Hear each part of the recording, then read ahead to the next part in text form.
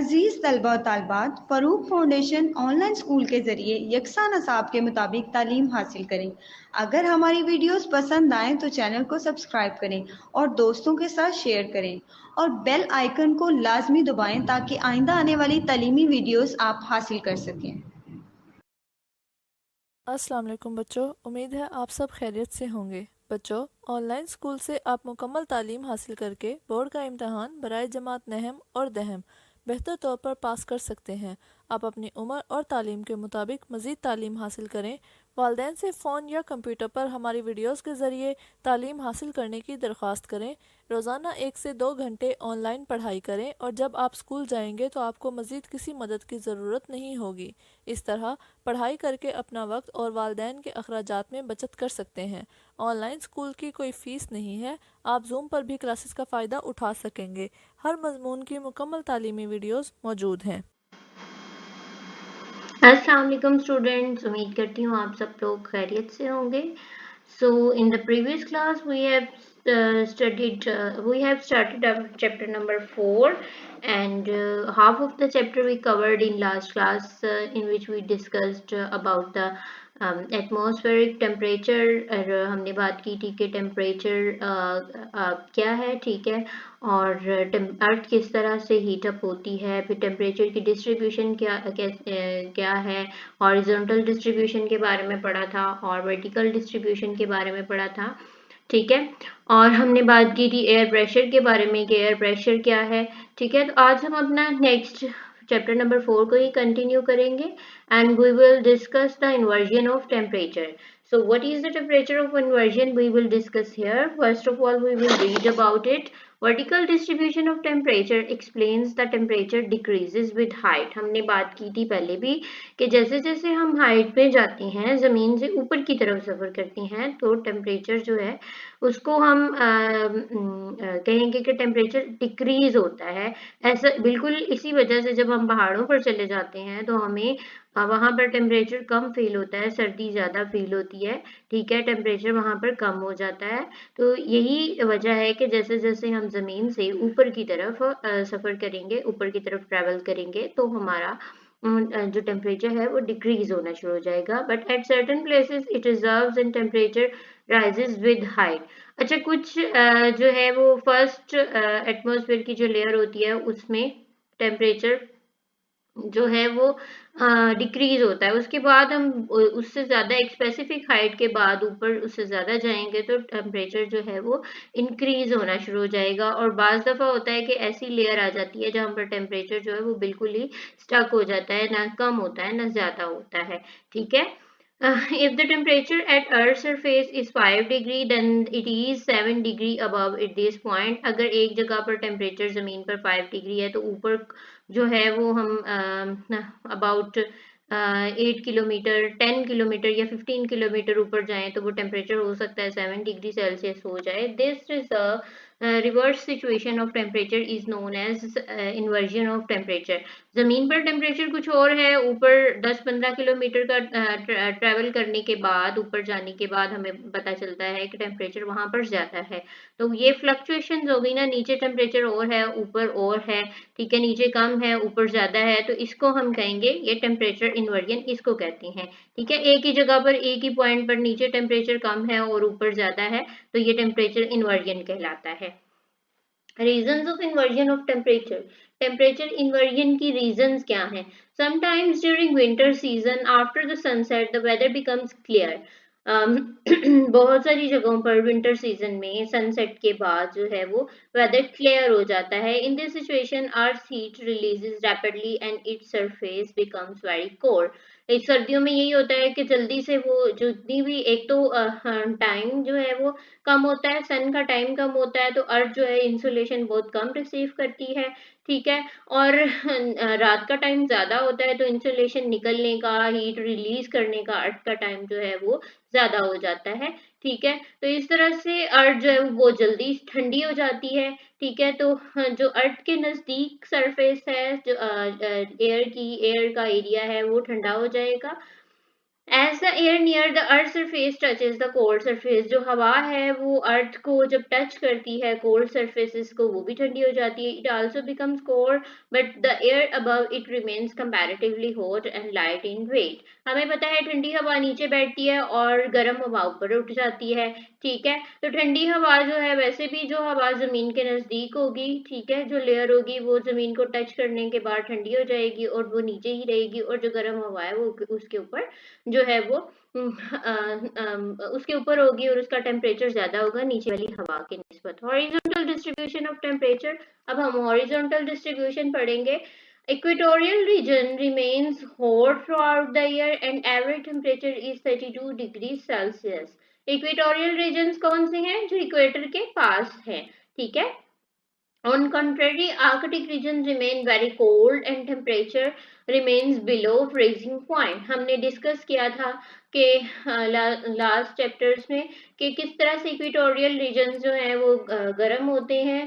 ठीक है, उन पर सनलाइट जो है वो सारा साल वर्टिकल होती है, इसलिए वहां पर टेम्परेचर ज्यादा होता है. और जो पोलर रीजन्स है वहां पर सन रेज स्लांटिंग होती हैं, इस वजह से वहां पर टेम्परेचर कम होता है. Such unequal distribution of temperature on the surface of the earth is known as horizontal distribution of temperature. अब इक्वेटोरियल रीजन पर टेम्परेचर ज्यादा है और पोलर रीजन्स पर कम है, तो इसको हम इस डिस्ट्रीब्यूशन को हम हॉरिजॉन्टल डिस्ट्रीब्यूशन कहेंगे. एरिया टू एरिया डिफरेंट है. ठीक है. On the basis of horizontal distribution of temperature, the surface of the earth is divided into 3 zones. अब हम इसको horizontal distribution की वजह से 3 zones में डिवाइड करते हैं. अच्छा, ये मैं आपको एक दफा डायग्राम बनाकर बता देती हूँ किस तरह से है. हम डायग्राम ड्रा करेंगे. यहाँ पर ड्रा कर लेते हैं. आप इमेजिन करें दिस इज द सन. ठीक है, ये क्या है? ये सन है. इसको हम इससे राउंड ड्रा कर लेते हैं. ठीक है, ठीक हो गया. That is the sun. Suppose that it's the sun. अब यहाँ पर हम बना लेते हैं अर्थ. ठीक है, और ये हम इसको हाफ में डिवाइड करेंगे. तो ये जो लाइन अर्थ को 2 हिस्सों में डिवाइड करती है, इसको हम कहेंगे इक्वेटर. ये लाइन क्या है? इक्वेटर है. ठीक है, और इसके near by areas, near by areas जो है वो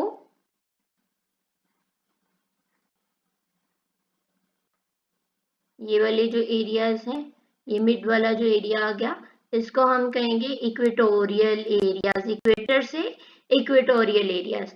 यहाँ पर चूंकि सनरेज डायरेक्टली फॉल करती हैं, इसलिए यहाँ का एरिया जो है ज्यादा सनरेज रिसीव करता है और इस वजह से यहाँ पर टेम्परेचर ज्यादा होता है. ठीक है, हमने अर्थ बहुत छोटी बना ली, हम थोड़ी जरा बड़ी बना लेते हैं. यहाँ पर सन को भी रिमूव कर लेते हैं. थोड़ी बड़ी डायग्राम बनाते हैं. ये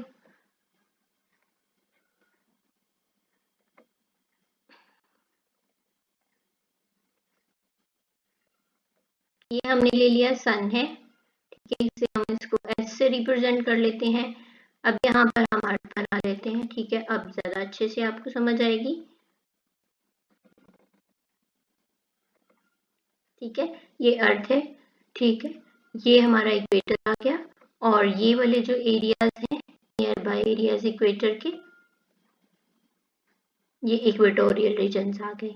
यहाँ पर हमने पहले भी शायद डिस्कस किया होगा लास्ट क्लास में कि यहाँ पर सन रेज डायरेक्ट आती हैं through out the year. That's why this area is more hotter than the other places. So in other areas the sun rays travel more distance and they are in slanting ways. Curved manner में ये move करती हैं, इसलिए यहाँ पर ये जो polar regions हैं इनको पी से हम लोग कह लेंगे. ठीक है, यहाँ पर भी ये वो रीजन एक बन जाएगा. नॉर्थ एंड साउथ में ये नॉर्थ का पोलर रीजन और ये साउथ का पोलर रीजन, इसको भी हम पी से रिप्रेजेंट कर लेंगे। यहाँ पर सन रेज जो है वो कर्व्ड मैनर में आती हैं, स्लांटिंग होती हैं, तिरछी होती हैं, तो नॉर्मल लैंग्वेज में हम कह लें वो कम इन्फ्लुएंस करती हैं, ठीक है, इन इलाकों में, इन पोलर रीजन्स में, ठीक है। तो यहाँ पर टेम्परेचर क्या है, ज्यादा कम होता है, ठीक है, डिक्रीज कर जाता है, यहाँ पर बहुत ज्यादा सर्दी होती है, फ्रीजिंग पॉइंट से भी नीचे टेम्परेचर होता है, ठीक है। उसके बाद ये वाले जो एरियाज हैं, ठीक है, ये वाले जो एरियाज हैं, इन ये वाले यहाँ पर ना ज्यादा सर्दी होती है और ना ज्यादा गर्मी होती है, इसलिए यहाँ पर ये वाले जो एरियाज हैं इनको हम ट्रॉपिकल इक्वेटोरियल रीजन वाले जो एरियाज हैं इनको हम ट्रॉपिकल रीजन कहते हैं, ठीक है। ये टॉरिड और फ्रिज जोन हो गए। फ्रिज मीन, फ्रिज जो होती है ना, फ्रिज में हम चीजें किस लिए रखते हैं, फ्रीज करने के लिए, ठीक है। तो वो फ्रिज जोन हो गया। और जो ये वाले एरियाज हैं यहाँ पर ना गर्मी होती है ना सर्दी होती है, मतलब इक्वल टेम्परेचर, एक जैसी मतलब एक टेम्परेट रीजन बन जाता है, इसलिए हम इसको टेम्परेट जोन कहते हैं, ये वाले रीजन को, ठीक है। यहाँ तक आपको बात समझ आ गई होगी, ठीक है। अब हम ट्रॉपिकल जोन को पढ़ लेते हैं। It is a hot region which extends on both sides of the equator. It extends from the Tropic of Cancer, 23.5 degree north on the northern side of the Tropic of Capricorn, 23.5 degree south on the southern side. यहाँ पर misprint है, ठीक है, तो आपने यहाँ पर southern side लिख देना है, ठीक है। तो ये 23.5 डिग्री यहाँ से यहाँ तक, ये इक्वेटर से 0 से 23 यहाँ तक, और ये 0 से 23 नॉर्थ साउथ तक, ठीक है। ये वाला एरिया ट्रॉपिकल जोन बन जाता है, ठीक है। ज्यादा अच्छी अंडरस्टैंडिंग के लिए आपकी बुक में भी डायग्राम है, ये डायग्राम है आपकी बुक में, आप इसको भी अंडरस्टैंड कर सकते हैं, ठीक है। ये ट्रॉपिकल जोन है, ये टेम्परेट जोन है, और ये टॉरिड और फ्रिज जोन हम इसको कह देते हैं। टेम्परेट जोन एक्सटेंड्स फ्रॉम, यहाँ से स्टार्ट होकर 23 डिग्री से लेकर 66.5 degree north and south both sides में, ठीक है। ये वाला जो पिंक कलर में आपको नजर आ रहा है, temperate zone extends from the tropic of Cancer 23.5 degree north to Arctic Circle 66.5 degree north, and on northern side and Tropic of Capricorn 23.5 degree south to mid of the Antarctic Circle, 66 degrees south on southern side. This region is neither too cold nor too hot. ये region किस तरह का है, neither too cold and nor too hot, ना ज्यादा गर्म है और ना ज्यादा सर्द है, temperate region है एक। Torrid zone.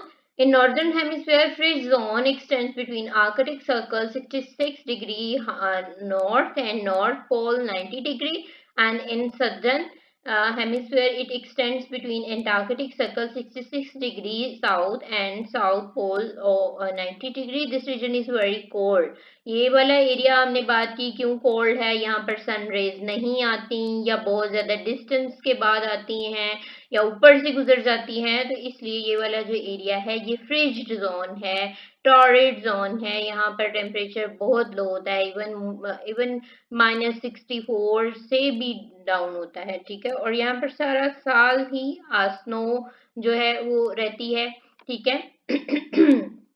अच्छा, आगे हम बात करते हैं, आपने इसको समझना है, ठीक है। ये डायग्राम अच्छे से समझनी है आपने, ठीक है। और जब आपको क्वेश्चन दिया जाए अर्थ के जोन्स बताने का, हॉरिजॉन्टल डिस्ट्रीब्यूशन ऑफ टेम्परेचर बताने का, तो आपने उसके साथ ये डायग्राम भी जरूर बनानी है, ठीक है। The factors influencing horizontal distribution of temperature.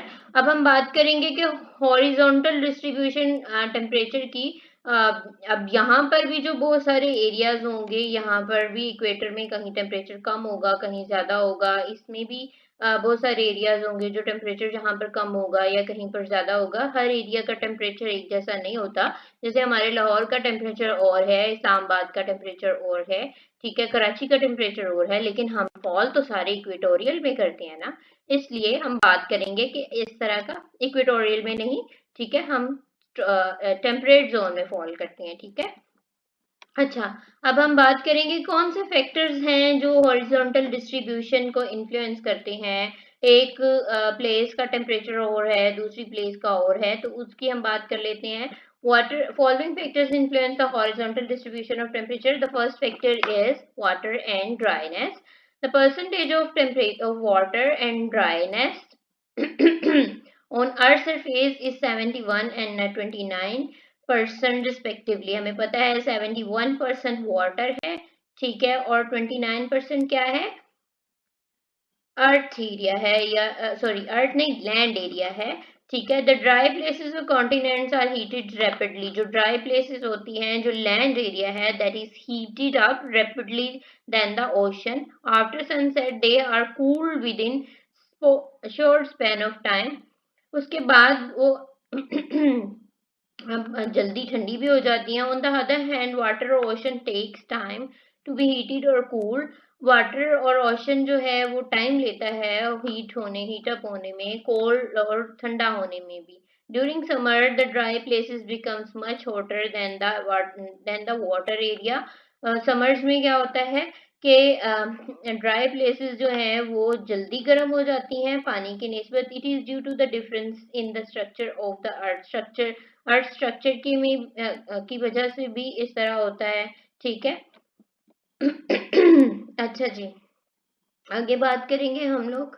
अच्छा, ये बात याद रखनी है कि जो लैंड एरिया है वो जल्दी गर्म होता है तो जल्दी ठंडा भी हो जाता है। वाटर जो है वो देर से गर्म होता है तो देर से ही ठंडा भी होता है, ठीक है। Sun rays, it is already discuss that sun rays fall vertical on equatorial region due to which they give more heat. Sun rays fall in curved manner in polar regions due to which these regions have low temperature.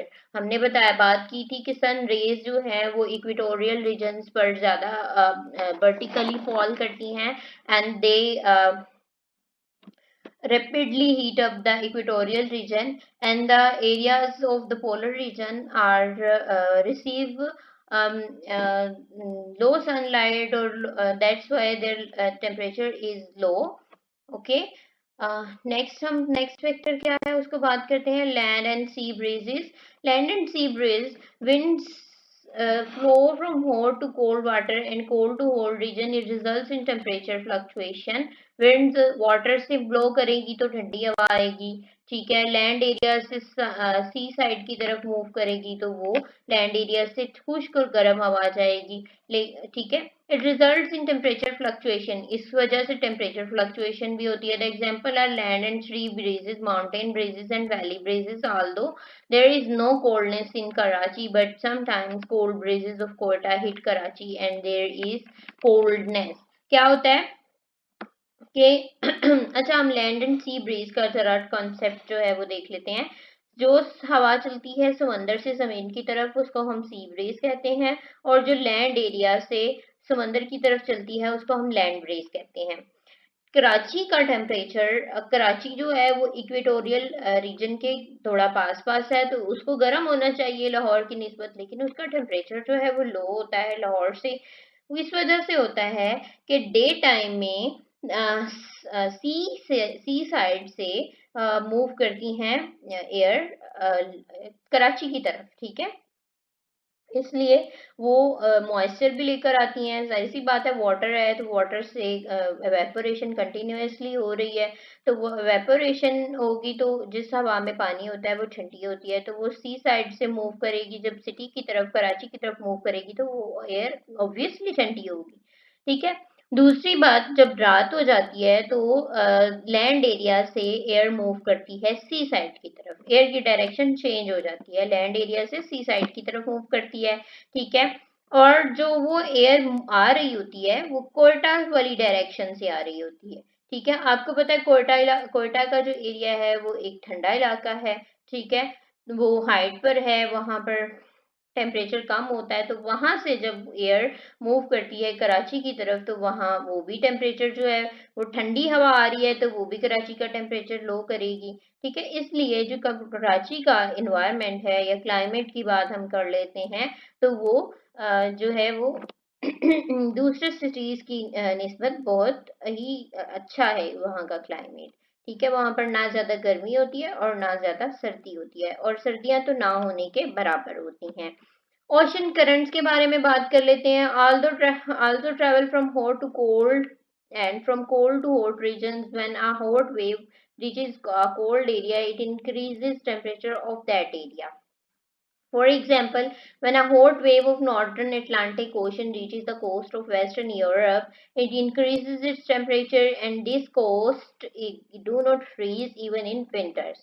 हम बात करते हैं अब हम समंदर की बात करें, अगर ओशन की बात करें तो जो इक्वेटोरियल ओशन है, जो इक्वेटोरियल ओशन है, यहाँ पर अगर लैंड एरिया का टेम्परेचर ज्यादा होता है तो ओशन का भी टेम्परेचर ज्यादा होगा।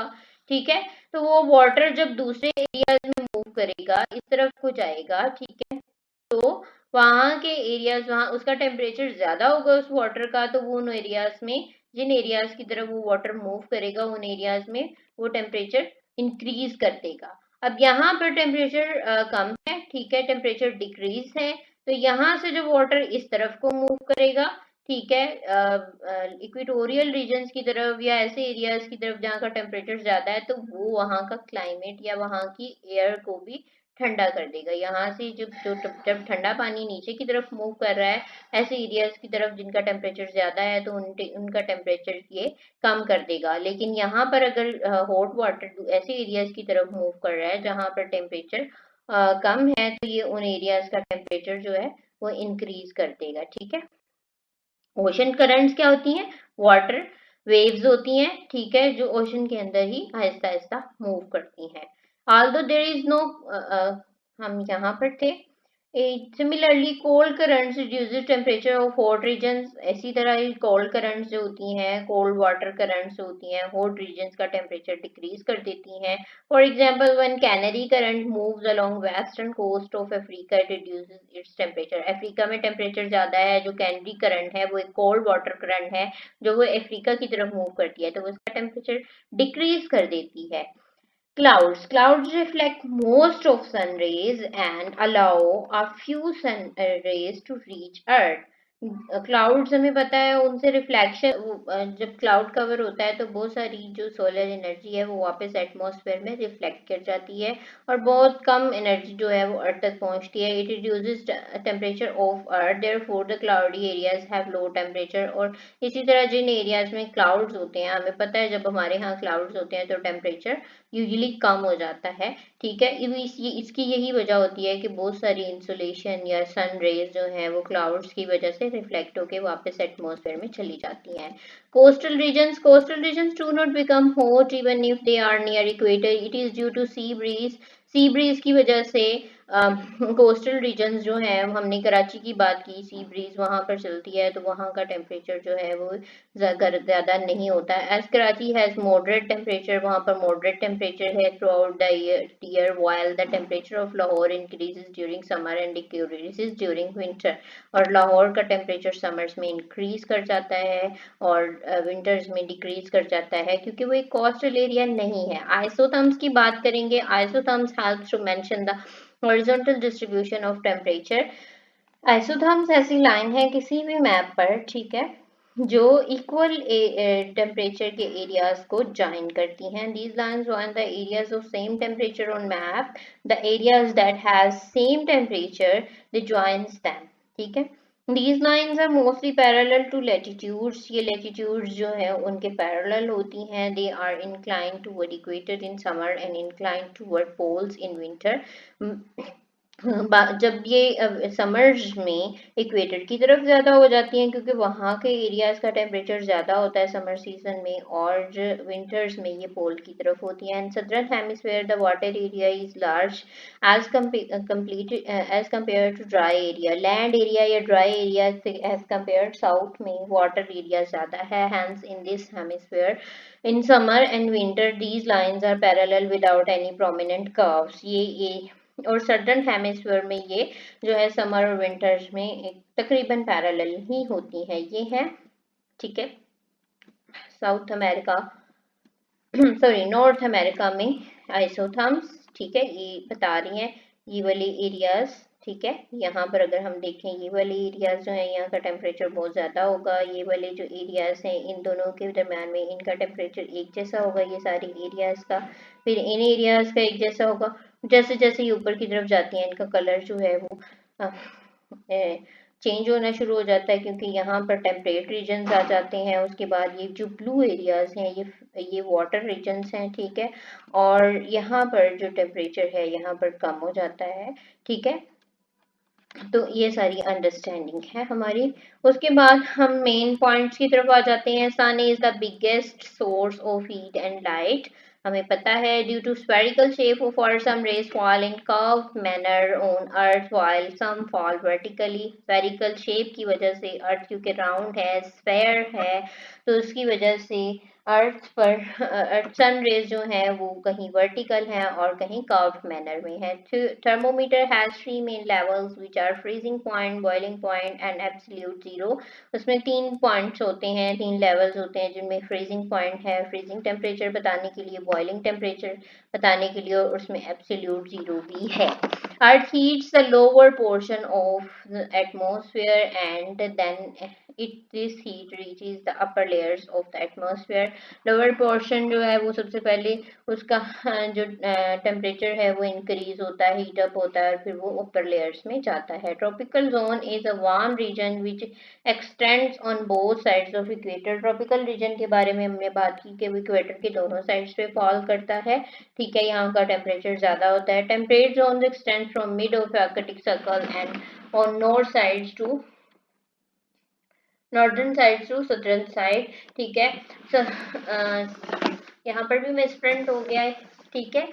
अच्छा, टेम्परेट जोन जो है वो मिड आर्कटिक से स्टार्ट होता है और नॉर्दर्न और सदर्न साइड बोथ साइड्स पर फॉल करता है। The percentage of water areas and dry areas on earth surface is 71 and 29%। ये आपने बात हमेशा याद रखनी है, 71% वाटर है और 29% जो है वो लैंड एरिया है। Coastal regions do not become hot even they are near equator because of sea breeze. Sea breeze की वजह से जो कोस्टल एरियाज हैं उनका टेम्परेचर इंक्रीज नहीं होता। Isotherms help to show the horizontal distribution of temperature. Isotherms का हम यूज करते हैं हॉरिजॉन्टल डिस्ट्रीब्यूशन टेम्परेचर शो करने के लिए। What indicates आगे एक्सरसाइज पे आ जाते हैं। What indicates the horizontal distribution of temperature, तो वो कौन से हैं?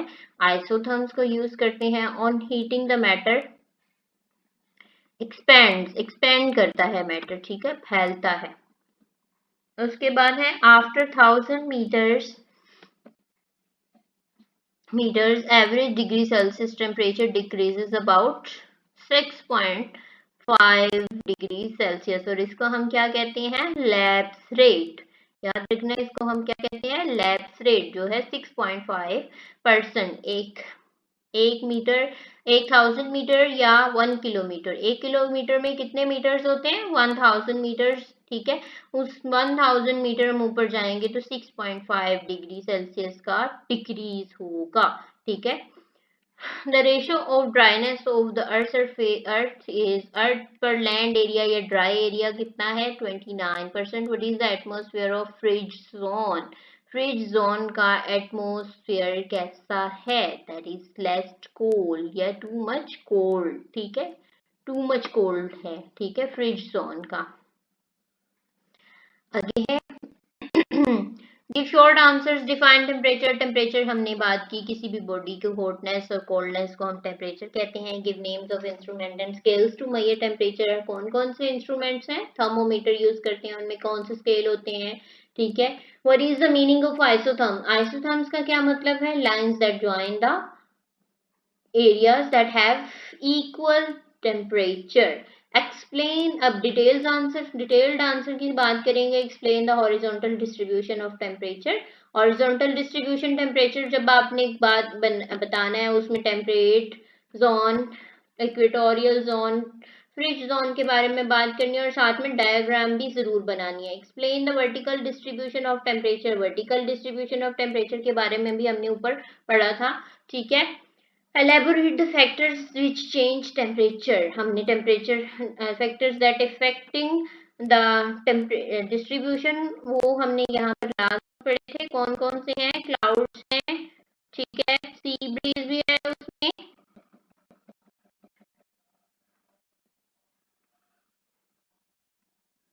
ओशन करंट्स हैं, लैंड एंड सी ब्रीजेस हैं, सन रेज है, वाटर एंड ड्राईनेस है, ये वाले फैक्टर्स आपके लास्ट वाले क्वेश्चन में आ जाएंगे। ठीक है, उसके बाद हम देखते हैं हमारा नेक्स्ट क्वेश्चन क्या है।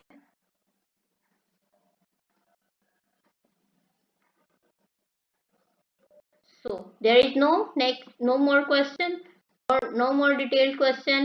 So here are the activities. Do a practical for measuring temperature with the help of thermometer. Thermometer easily available होता है, किसी भी स्टोर से आपको मिल जाता है, बहुत ज़्यादा एक्सपेंसिव नहीं होता, तो आप उस पर टेम्परेचर किस तरह से मेजर करते हैं वो आपने देखना है। Write down the 5 advantages of sun rays on a chart and hang it on in classroom. Sun rays के 5 आपने एडवांटेजेस बताने हैं, फायदे बताने हैं सनरेज के क्या हैं। पहला तो मैं आपको बता देती हूँ कि हमें रोशनी मिलती है, ठीक है। चलिए दूसरा भी बता देती हूँ, प्लांट्स में फोटोसिंथेसिस होती है, ठीक है। बाकी आपने खुद फाइंड आउट करनी है, ठीक है। 2 मैंने बता दिए, 3 आपने बनाने हैं, अपनी नोटबुक पर नोट कर लें उसको, और बाद में चेक करें कि ठीक है या गलत है। होप सो कि आप लोगों को मेरे लेक्चर की समझ आई होगी। अगर आपको कोई क्वेश्चन है तो आप कमेंट सेक्शन में पूछ सकते हैं, ठीक है। नेक्स्ट चैप्टर हम स्टार्ट करेंगे अपनी नेक्स्ट क्लास में। तब तक के लिए आप लोग इस लेक्चर को सुने, समझें, ठीक है, और अपनी एग्जाम्स की प्रिपरेशन करें, ठीक है, और अपना ख्याल रखें। अल्लाह हाफिज।